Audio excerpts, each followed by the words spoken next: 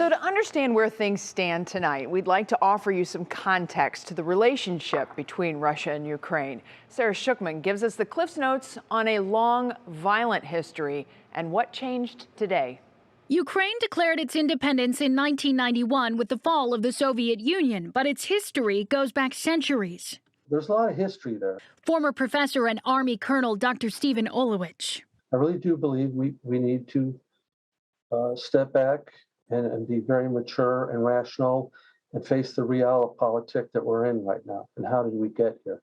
Ukraine has had centuries of changing borders through war over land and power, coming under Moscow's rule in the late 18th century, then facing a territorial tug of war following World War I when Poland took back most of Ukraine, only to be returned to Soviet control in World War II. As the Soviet Union began to dissolve in the early 1990s, nearly 85% of Ukrainians voted for independence and got their wish.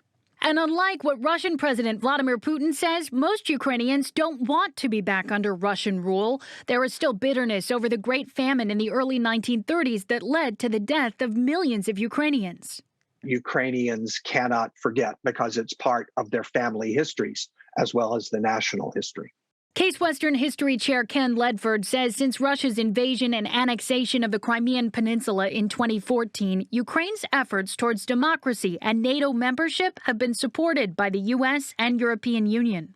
Ukraine, having been a questionable democracy, has taken significant strides since 2014 to become a real democracy. President Biden said the world would change if Russia invaded Ukraine. Today, a sense of stability is shaken.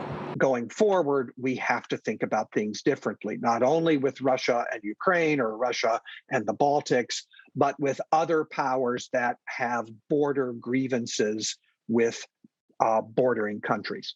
Sarah Schuckman, 3 News.